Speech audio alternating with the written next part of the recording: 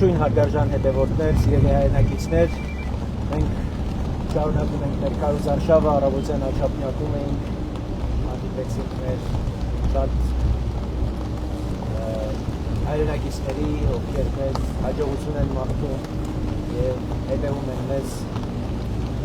թե համացանցով, թե նաեւ հեռուստատեսությամբ,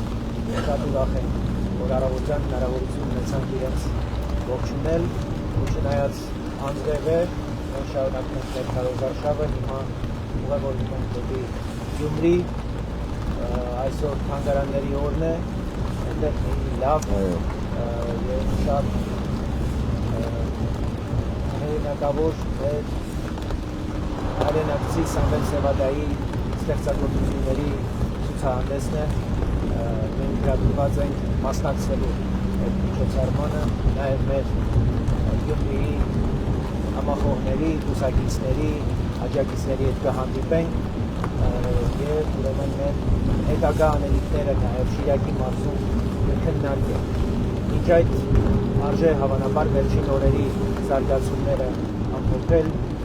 մենք այստեղ Ռուբեն Մերաբյանի հետ կխոսենք, նաև հնարավորություն կտանք, որպեսզի պարոն Ազատ Արշակյանը մի քանի դիտարկում անի, մի շաբաթ է անցել ըստ էության քարոզարշավից, ամփոփենք, վերջին արձանագրումները անենք, ինչ նոր հարձակումներ են Հայաստանի ուղղությամբ տեղի ունեցել, տեսանք մի քանի վերնագրեր նաև Ռուսաստանի արտգործնախարարի արած հայտարարությունների մասին է խոսքը, որ նա արեց Հայաստանի վերաբերյալ, սա հաջորդեց Պուտինի մայիսի 9-ի այդ մի քանի կարևոր արձանագրումներին, շեշտերին Հայաստանի կապակցությամբ Ռուբեն Ողջույն։ Ինչ ունենք։ Ունենք հետևյալը, փաստորեն փորձագետները, որոնք մասնագիտացած են հիբրիդային պատերազմի վրա, որում այդ տերմինի ծագման օրվանից մինչև հիմա դրա դինամիկան են ուսումնասիրում, փաստում են հետևյալը, որ Հայաստանի դեմ Ռուսաստանի կողմից սանձազերծված այս հիբրիդային պատերազմը իր ուժգնությամբ գերազանցում է այդ նույնին, որ տեղի ունեցավ Մոլդովայի դեմ, Հունգարիայում, երբ Օրբանն իշխանություն է, Ռումինիայում, որ մենք գիտենք սահմանադրական դատարանը նոր կարողացավ ընտրության ելքը վճռել, Լեհաստանում ավելի վաղ, Գերմանիայում AfD-ի օգտին, որ Ռուսաստանն ըստ էության մոբիլիզացված վիճակում էր, բայց այս ծավալի ռեսուրս, ընդ որում թե ֆինանսական, թե դեզինֆորմացիայի, թե պրոքսիների չի եղել։ Հայաստանն այսօր աննախադեպ հարձակման ներքո է, եւ մենք էլի գալիս ենք այն, ինչի մենք միշտ անդրադառնում ենք, չէ՞, Հայաստանի սահմաններին պատերազմի վտանգը էապես մի քանի կարգով նվազած է։ Բոլոր միտումները տանում են նրան, որ այս խաղաղության գործընթացը շարունակվում է եւ շարունակվելու է, բայց մարդկանց այնուամենայնիվ առաջի տեղում անվտանգությունն է, որովհետեւ մարդիկ դա համարում են պրոբլեմ։ Ահա թե որտեղից է գալիս այդ պրոբլեմը։ Եվ նաեւ այս մեկ շաբաթվա անցուդարձը ներքին արդեն ցույց է տալիս, որ ցավոք սրա հետ կապված ոչ մի քաղաքական ուժ չի խոսում, այդ թվում նաեւ իշխանությունը, որը ինքն է թիրախավորված, իսկ վարչապետ Փաշինյանն անձամբ է թիրախավորված եւ դրա մասին մենք տեսնում ենք ռուսների ժողովրդավարական դա իրար հետ, այո, ժողովրդավարությունը առհասարակ Հայաստանը եւ Հայաստանի ինքնիշխանությունը մասնավորապես եւ բոլոր այն ուժերը, որոնք որ չեն տեղավորվում ռուսական պատկերացումների ուղղությամբ թիրախավորվում։ Հիմա մենք ունենք դրանց շարքում թիվ 1 թիրախը քաղաքացիական պայմանագրեր է, բայց ոչ պակաս թիրախավորված ենք մենք, որովհետեւ մենք որևէ կերպ չենք կազմում այդ նախագծերին եւ այդ ծրագրերին, դա բացառվում է։ Հիմա արի մասնավորեցնենք։ Ահա։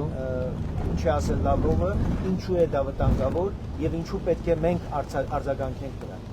Լավրովը փաստորեն ասում է, որ իրենք ազնվորեն զգուշացրել են Հայաստանին այն հետևանքների մասին, որոնք կլինեն, եթե Հայաստանն այնուամենայնիվ որոշի եվրոինտեգրման ճանապարհով շարժի։ Փաստորեն Պուտինի պահանջը, որ դուք հիմա պետք է ասեք դուք ինչ եք ուզում, ինչ չեք ուզում, շատ լավ իմանալը, որ դա process է, այլ ոչ թե միանավագ ինչ-որ ակտ։ Մեր Գրիգորյանն էլ հենց ժամեր առաջ էլի հայտարարություններ արել, հենց 10-ին տված, որ ժամանակը գա մենք որոշում ենք ընդունենք, այսօր ունենք այն ինչ ունենք, մնացածը արդեն պատշաճ պահին Հայաստանի ժողովուրդն է որոշելու, մեզանից այդ պահանջը, այդ հարցը պատասխանը մի պահանջ է։ Ստերուսը սա մոտեցումը, բայց սա շատ քիչ է։ Այո, մենք գոնե մեր քաղաքական ուժը հստակորեն ֆիքսում է, այո, մենք պետք է ունենանք գործողությունների ծրագիր, ինչ ենք անելու մի ամիս հետո, 6 ամիս հետո, 12 ամիս հետո, 24 ամիս հետո եվրոինտեգրման քաղաքական կուրսի մեկնարկի մասին օրենքին համապատասխան։ Հիմա ռուսները համարում են, որ այս ընտրություններում, եթե ժողովրդավարական ուժերը կարողանում են մեծամասնություն կազմել խորհրդարանում, իրենց համոզմամբ Հայաստանի եվրոինտեգրացիան այլևս անշրջելի գործընթաց է։ Հետևաբար իրենք ասում են, որ փոխանակ սեթևեթանքներ անելու, սեթևեթյալու։ Միանգամից ասենք, ինչ եք ուզում։ Այս մենք էլ մենք ոչ թե պետք է ասենք ինչ ենք անելու, մենք պետք է անենք եւ ասենք արեցինք։ Սա պետք է լինի Հայաստանի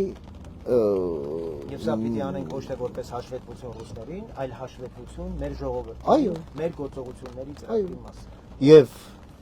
զգալով պատասխանատվությունը այդ ընթացքի եւ դրա արդյունքների եւ դրա հետևանքների համար, այո, այստեղ եւս բնականաբար պահանջվում է քաղաքական դասի պատասխանատվություն։ Իդեպ մեր մրցակիցներն էլ, որոնք թյուրիմացաբար դեռ քաղաքական process-ի մասնակից են, էլի այս մի շաբաթվա ընթացքում ցույց տվեցին, որ նրանք ընդհանրապես քաղաքական չեն։ Նրանք ինչ ասեմ, պարզ քրեական ենթամշակույթի ներկայացուցիչներ են, որոշակի այսպես չեկիստական շլեյֆը վրաները, որը դե նույն բանն է, ըստ եւ նրանք զբաղված են միայն զազրախոսությամբ, մարդկանց ահաբեկելով եւ ստորաքարշորեն Պուտինին ծառայելով եւ Պուտինի նարատիվները Հայաստանի քաղաքական դաշտ եւ քաղաքական օրակարգ բերելով եւ էլի մենք տեսնում ենք, որ ոչ մի քաղաքական ուժ բացի մեզանից իրենց անուններով չի կոչում։ Հիմա ճիշտ ասած ես մի այդպիսի գրառում նախորդին արել էի, բայց ասում եմ, որ մենք հիմա կանգ առնենք սրա վրա։ Մի քանի շերտեր պիտի բացահայտենք միասին։ Հիմա Նիկոլ Փաշինյանը Ռոբերտ Քոչարյանին ասում է համբար, Ծառուկյանին ասում է դոտ, Սամվել Կարապետյանին ասում է անուղ։ Ճիշտ ասած, ում այս մարդկանց հանցավոր բնույթը էապես նսեմանում է, երբ Ռոբերտ Քոչարյանին, որը ծանրագույն պետական հանցագործ է, առաջին օրից սահմանադրությունը խախտելով, կեղծ տեղեկանքով Հայաստանի նախագահի պաշտոնը զավթելուց հետո մեր երկրի գլխին բերել է Ղարաբաղյան կարգավորման ծանրագույն փաթեթներ, հենց իր ուրեմն նաև նախաձեռնությամբ Ղարաբաղը դուրս թողնելով բանակցային գործընթացից, դրանից հետո հոկտեմբեր 27, դրանից հետո քաղաքական սպանություններ, լրատվամիջոցների ուրեմն կասեցում, ամեկրուս, նոյան տապան, եթերազրկում, դրանից հետո գույք պարտի դիմաց, գազի առաջին ուրեմն ռուսներին տալու այդ 60 թե 80% երկաթուղին ավելի ուշ, հետո մարտի 1, ըստ էության իր օրոք Հայաստանը դարձավ վասալի տեր եւ այս մարդուն ընդամենը մենք ասում ենք համբալ։ Ներողություն, այո։ Մարդու իրավունքների Եվրոպական դատարանի մարտի 1-ի վերաբերյալ այն ամբողջ դատավճիռը, որի կյանքի իրավունք է խախտվել եւ պետության զավթում է տեղի ունեցել 0038 հրամանի համաձայն, որին մասնակցել է ոչ միայն համբալ Ռոբերտ Քոչարյանը, ոչ միայն Դոդ Ծառուկյանը, ոչ միայն անուղեղ Սամվել Կարապետյանը, որը այսօր փաստորեն պարտակում է հանրապետական կուսակցության, ներառել է իր շարքերը, անդամների, իսկ իր եղբայրն էլ առանցքային պաշտոնի էր եւ Սերժ Սարգսյանի տակ հերթով կանջադառնանք այս իրավիճակում այս բնորոշումները ուղղակի մեղմ ասած կոմպլիմենտ են։ Այո, Ռոբերտ Քոչարյանը, որտեղ Գագիկ Ծառուկյանը դոտ չի։ Գագիկ Ծառուկյանը մարտի 1-ին մասնակցած ոչրագործ է։ Գագիկ Ծառուկյանը այսօր ապօրինի գույքի բռնագանձման գործով $1 միլիարդ իր բանկային հաշիվների վրա կալանքադրված։ Գագիկ Ծառուկյանը Հայաստանում ընտրություններ կեղծած, բայց տարօրինակորեն դատարանի կողմից արդարացված վերջերս 2017 թվականի ընտրությունների գործով եւ ուրեմն կրիմինալ օլիգարխիայի սիմվոլն է։ Մի կարևոր հիշեցում անցյալից 2007 թվականն էր Հայաստանում, որ պարլամենտական ընտրություններ էին Մոսկվայում, այն ժամանակ Սուրկով կար եւ արդեն Վրաստանում եւ Ուկրաինայում գունավոր եւ նարինջների հեղափոխություն եւ այսպես կոչված անտի-մայդան ռազմավարություն մշակվեց, առաջ բերել առանձին ֆիգուրների ամեն երկրում իր ձևով հարմարեցված, այո, որպեսզի որպեսզի երիտասարդության համար նրանք վերածվեն օրինակելի կերպարների եւ շեղեն այսպես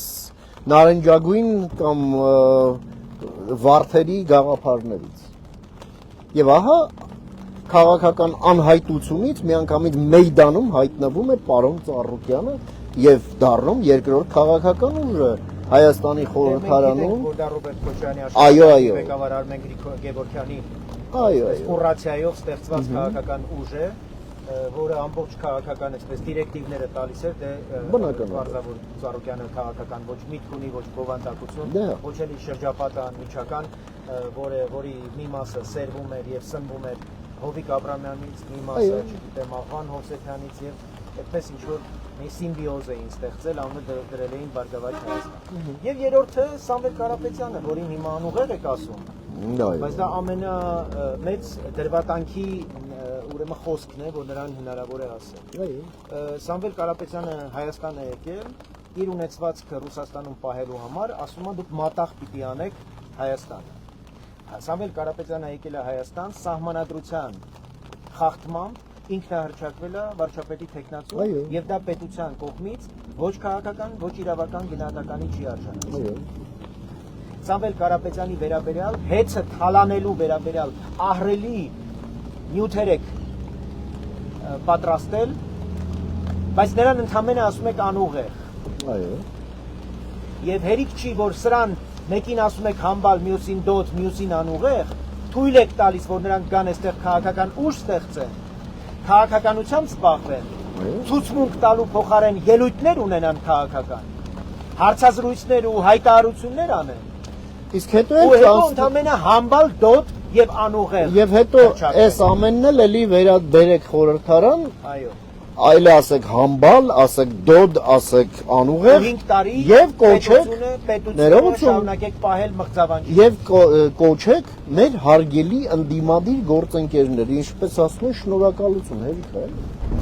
Այս գերդոզավորումից թունավորվում է հասարակությունը, ուղղակի դուք չեք պատկերացնում։ Որտեղ մենք նախ տեսնում ենք, որ չկա ոչ քաղաքական կամք այս իրավիճակը հաղթահարելու, ոչ էլ դատական իշխանություն, իրավապահ համակարգ, արագ արձագանքելու այս բոլոր երևույթներին Թայլանդատություն եւ այո, դոտ,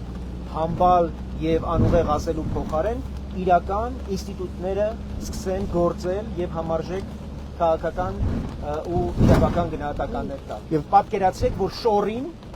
Մոլդովայում ասեին դոտ, համբալ եւ անուղեղ ու դրանով արմասնակ համանadrական դատարանը որոշում չկայացներ ընտրությունների նախորդին, որ սրանց պետքա դուրս շպրտել, որտեղ իրենք ոչինչ չեն ներկայացնում իրենցից, բացի ռուսական փողերով, ռուսական անօրինական այդ ֆինանսական միջոցներով քաղաքական միջավայրում հանդես գալ։ Այո, եւ որովհետեւ այնտեղ քաղաքական որոշում էր ընդունված, որ այս վատնիկ խաժամուժը պետք է դուրս դրվի քաղաքականությունից։ Հայաստանում այդպես որոշում չկա։ Եթե Մարի Լեպենին քաղաքական գործընթացում մասնակցությունից չզրկեր Ֆրանսիայի համանadrական դատարանը, որը Ծառուկյանից անգամներով պակաս փողի, այսպես վատման Այսօր երկու ծրագրի վրա։ Այո, եզակի։ Այո, սա է իրականությունը։ Եվ երկրորդ շերտն եմ ուզում հատկապես քննարկել, թե ինչքան մեծ նվեր են Ծառուկյանը, Քոչարյանը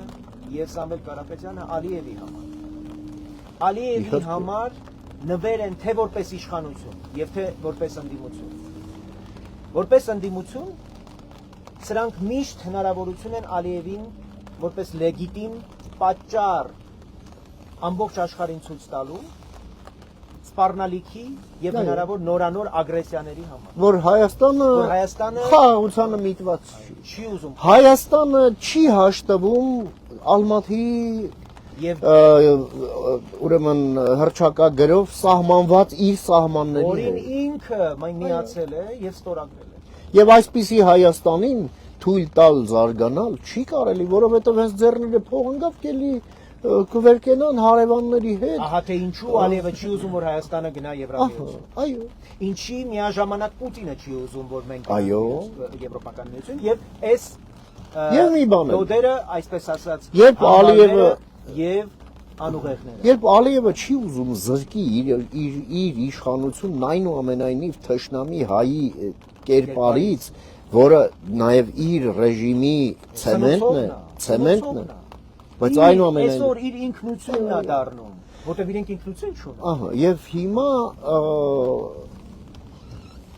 մյուս կողմից էլ այո, միջազգային կոնսենսուսը խաղաղության շուրջն է։ Ալիևը ստանում է հիանալի հնարավորություն։ Իր օրակարգը Հայաստանում 3 գլուխ կա, չգիտեմ ինչի գլուխ, բայց 3 գլուխ Ալիևի մտքի երազանքները կարող են արտաբերել։ Էլ 300,000 ադրբեջանցի։ Ալիևը կարող է չասի սա, ասող կա։ Եվ հիմա չի էլ ասում։ Չի ասում են ասում։ Երևանում իրենից շատ են ասում։ Ահա։ Հիմա ոչ Ալիևն է ասում, ոչ այդ 300,000 ադրբեջանցի։ Անուղեղն ասում է, ադրբեջանցին հերքում է։ Սամվել Կարապետյանը ասում է, չէ, դուք պիտի գաք։ Անուղեղը այն մեկը ասում է, որ Սունիքը հեսա գալու է վերցնել։ Ալիևին էլ բան չի մնացել ավել, քանի սրանք կան, Ալիևը անգործ է մնացել։ Այո, մի այն բեզարածն էլ ինչ է ասում է բանը, Ռուսաստան, Չինաստան բերենք թրիփ, չունի թրիփը։ Ես շարունակում եմ քողարկելով թրիփը ավելի արդյունավետ դարձնելու անվան տակ BRICS-ը կպցնել, Ռուսաստանին բերել մցնել, որպեսզի ցույց տան, որ BRICS-ը իրականում թրիփը խափանելու համար է։ Այսինքն մենք գործ ունենք քաղաքական սուբյեկտների հետ, որոնք քաղաքական չեն իրենց բնույթով։ Երկրորդը հայկական չեն։ Հայաստանի շահերի հաշվին Ռուսաստանի օրակարգ սպասարկող, ընդ որում փորի վրա սողալով ստորակարշորեն իրենց լապ համամիջ չզրկվելու համար այսօր եկել են ու թունավորում են Հայաստանի մթնոլորտը իշխանության, դատական իշխանության, գործադիր իշխանության, օրենսդիր իշխանության, թողտվության պայմաններում։ Ահա թե մենք ինչ հետ գործ ունենք։ Այո, 21 թվականից հետո 5 տարի անց այսօր Հայաստանի քաղաքացին էլի պետք է տեր կանգնի պետությանը, տեր կանգնի իշխանությանը, տեր կանգնի այս անգամ արդեն նաև ընդդիմությանը, որովհետև իշխանությանը տեր կանգնել չի նշանակում ընդդիմությունը հանձնել, ինչպես իրենք են իրենց կողմնակիցներին ասում շունշանգյալի։ Չի կարելի ուղղակի։ Որովհետև արդյունքը ստանում ենք սա, ստանում ենք պետություն, ստանում ենք իշխանություն, վզին գցած մի թոք, որ ոչ աճ գնա, ոչ ձախ։ Ու մենք 31 թվին ունենանք էլի կենաց մահու, սենց ինչ-որ մի հարց։ Դե մենք հիմա իրականում խոսեցինք ոչ միայն ներքին սպառնալիքների մասին, խոսեցինք նաև արտաքին սպառնալիքներ։ Մենք այսօր մեր պետության անվտանգության, խաղաղության հարցերը թիվ 1 առաջնահերթություն են։ Եվ դրանք կարող են լրջագույն սպառնալիքի տակ հայտնվել, եթե այս մարդիկ որպես ընդդիմություն հայտնվեն մեր քաղաքական ներկապնակում եւ խորհրդարանում տեղում։ Ցանկացած մանդատ սրանց, որ տեղ ունենա խորհրդարանում, տեղ կգտնի խորհրդարանում, հավելյալ ականա դա գնդացիր է սպառնալիքների, նորանոր հարձակումների, նորանոր ագրեսիաների եւ ի վերջո Ռուսաստանի երազած պատերազմի, որտեղ սրանց նպատակը Հայաստանը տևական կոնֆլիկտների եւ պատերազմների մեջ պահելն է։ Այս Ռուսաստանը կուսակցությունները ուրիշ լեզու չգիտի եւ ուրիշ միջոց չունի իր ազդեցությունը տարածելու եւ պահպանելու։ Սրանք գնդացիրներ են ուղղված Հայաստանի սրտին։ Եվ կրակողներն էլ իրանք չեն։ Կրակողը Պուտինն է, մենք սա պետք է հասկանանք։ Մենք նաեւ գործ ունենք այն առավել դեստրուկտիվ, առավել թունավոր, առավել տոքսիկ մի սեգմենտի հետ, որը կազմում են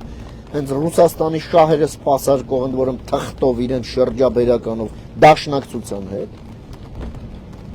որը այսօր Ռոբերտ Քոչարյանի տակ է իր Պուտինի հետ խիմիայով, եւ մենք դժվար չի պատկերացնենք ինչ են այս մարդիկ ուզում։ Կրկնում եմ, սրանք քաղաքական ուժեր չեն, քաղաքական սուբյեկտներ չեն, սրանց յուրաքանչյուր падգամավոր դա մի գնդացիր է ուղղված Հայաստանի Հանրապետության սրտին։ Եվ այո, պետք է փակել դա։ Պետք է փակել։ Եվ մեր հայտնվելը խորհրդարանում, որին ես ուղղակի լիակատար վստահություն ունեմ, մոտեցնելու այդ օրը, երբ որ դուք օրենքով պարզապես դուրս եք դրվել քաղաքականությունից։ Չի կարող Հայաստանում քաղաքականություն լինել ընդդեմ Հայաստանի Հանրապետության։ Չի կարող ուղղակի։ Սա հակատարամաբանական է։ Իշխանություն թե ընդդիմություն։ Կարևոր չի, իհարկե։ Եվ այդ իմաստով մեր ժողովրդի ընկալումը արմատապես սկսել է։ Այո։ Մարդիկ իրենց պատասխանատվությունը սկսել են զգալ ոչ միայն իշխանության, այո, այլև ընդդիմության։ Այո, ընդ որում մեր խոսակցությունները այս սրա մասին, այո, հասնում են տեղ, գտնում են իրենց հասցեատիրոջ, հանձինս մեր գիտակից քաղաքացու, որ այո, իշխանությունը ժողովրդինն է, իշխանությունը դարձավ ժողովրդինը 2018 թվականի հեղափոխությամբ միայն ոչ մի ընտրություն թույլ չէր տալիս դա անել, որովհետև ընտրական մեխանիզմները ուղղակի պարալիզացված էին, չկար, դա ուղղակի կրիմինալ դիկտատուրայի վերարտադրման դեկորատիվ մի ինչ-որ ծեսի էր վերածվել ընտրությունը, մենք դա էլ լավ գիտենք, բայց իշխանությունը վերադարձնել ժողովրդին չի նշանակում ընդդիմությունն էլ թողել շամփայ հանձինս Պուտինի կամ իր մնացուկների կամ իր մետաստազների Հայաստանում։ Այո, ժողովուրդը հիմա եկել է ժամանակը 18-ին ինչպես վերցրեց իշխանությունը պետության նկատմամբ։ Հիմա 2021-ին այո, տեր կանգնեց, թույլ չտվեց զավթում։ Այո, բայց թույլ տվեց, որ ընդդիմությունը։ Այո։ Հիմա եկել է ընդդիմությունը վերցնելու ժամանակը իշխանություն հաստատելու ընդդիմության նկատմամբ եւ պատասխանատվության տակ դնել ընդդիմությունը քաղաքացու կողմից։ Եվ այո, մենք էլ առաջնորդում ենք այդ ընդդիմափոխության գործընթացը ամենայն պատասխանատվությամբ։ Եվ հենց դրա մասին ուղիղ տեքստով խոսում մեր քաղաքացու հետ։ Այո, քաղաքացու հետ եւս այս պատասխանատվությունը կիսելով, որ առանց քաղաքացու մասնակցության որևէ քաղաքական ակտ տեղի չի ունենա։ Սա ուղղակի իրականություն։ Պարոն Արշակյան, կուզեք երկու բառ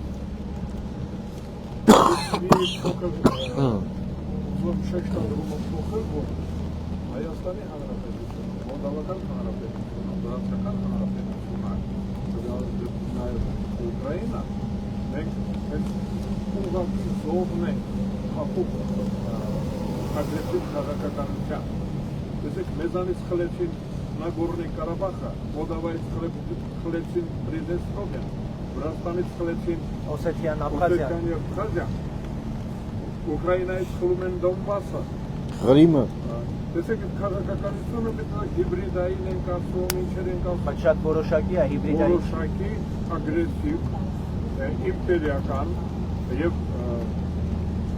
պավալապաշտական ծրագիր է, այնպես որ մենք մի տեսակ կարծես թե թղթային պատերազմի մասին ենք խոսում, եթերի տեղի ունեցող, բայց իրականում մեր դեմ փոխպատով եւ արյունով կռիվ են սկսված,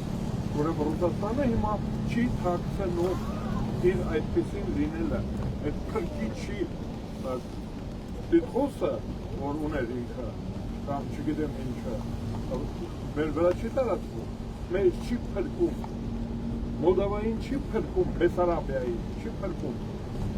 ռուսախոս ուկրաինացիներին չի փրկում։ Հիմա դրանց ուզում են մեզ երաշխավոր բերել։ Հա, հիմա այդ փրկիչ արդեն ճակերտների մեջ իրականում Զավթիչին հրավիրում են, Զավթիչին հրավիրողը, Զավթիչի դաշնակիցն է, չէ, բա մեր երկրում նրա գնահատական ինչպիսին պետք է լինի։ Բոլոր ձևերով անհրաժեշտ է նրանց մերժել։ Մեր ռեսուրսներից ես կարծում եմ որից երկրի պետք է լինի։ Չպետք է մեր մոտ ճիշտ այնպես ինչպես այդ երկրներում, որոնց մենք քվարտեցի, չի կարող գոյություն ունենալ գրանցվել, ասպարեզ ստանալ ագրեսորին, Զավթիչին, մարդասպանին աջակցող ուժը, քաղաքական կլինի, հասարակական կլինի, ես կասեի մշակույթային կլինի, նրանք պետք է մեր երկրում մերժված լինեն, ես ասում մի մանդատ նրանք պետք է ունենան, այդ մանդատի անունը դատավճիռ է, այլ մանդատ նրանց չի հասնում, դատավճիռ պետք է լինի, նրանք պետք է հայտնվեն ճաղերի ետևում, անուն ազգանունով գիտենք, մականուններով չեմ ասում, Սամվել Կարապետյան, Գագիկ Ծառուկյան, Ռոբերտ Քոչարյան եւ իրենց անմիջական դաշնակիցներն ու աջակիցները, բան, դատավճռով, ուրիշ մանդատ նրանց չի հասնում։ Շնորհակալություն պարոն Արշակյան, Ռուբեն ամփոփելով մենք դեռ 3 շաբաթ հանդիպումների հնարավորություն կունենանք մեր հայրենակիցների հետ։ Ես շատ արդյունավետ եմ համարում այս մեր անցած մի շաբաթը, որ մեզ ծավալի հավելյալ տեղեկատվություն տվեց մեր քաղաքացիների իրական տրամադրությունների, իրական ցանկությունների եւ ըստ էության նաեւ մեր ակնկալիքներն արդարացրեցին։ Այն իմաստով, որ մենք այո տեսնում ենք գերիշխող տրամադրությունը, այն է, որ մեզ պետք է խաղաղություն, անվտանգություն, զարգացում, անկախություն, ազատություն եւ մարդիկ մեծապես գնահատում են այս ամենը եւ տեսնում անհրաժեշտություն շարունակելու անշրջելիության երաշխիքների կարիք են տեսնում մարդիկ եւ ուղիղ տեքստով խոսում դրա մասին, դրա պակասի մասին եւ դա մինչեւ վերջ հասցնելու մասին։ Այո, մարդիկ ասում են, որ այո, մենք ձեզ ենք ուզում տեսնել որպես ընդդիմություն, որովհետեւ մենք ձեզանից պետք է պահանջենք, որ դուք հավասարակշռեք իշխանությանը, որ դուք աշխատեք որակյալ քաղաքական որոշումների վրա, որակյալ օրենքների վրա։ Որ իշխանությունից հաշվետվողականություն եւ թափանցիկություն պահանջեք։ Արդյունքում մենք ստանանք որակ ռեֆորմներ իրական, այլ ոչ թե այն արագություն բնական, այլ ոչ թե դատական ռեֆորմի նման ոտին քծած ռեֆորմ։ Մենք ամենայն պատասխանատվությամբ էլ այո հանձնառու ենք արդարացնել այդ ակնկալիքները մեր քաղաքացիներից եւ գնում ենք առաջ։ Հարգարժան հետևորդներ, սիրելի հայրենակիցներ, շարունակում ենք մեր ընթացքը։ Գյումրի Ոչ մի օր, ոչ մի եղանակային դժվարություն մեզ չի կասեցնելու, չի կանգնեցնելու, ամեն օր ձեզ հետ լինելու ենք կապի մեջ,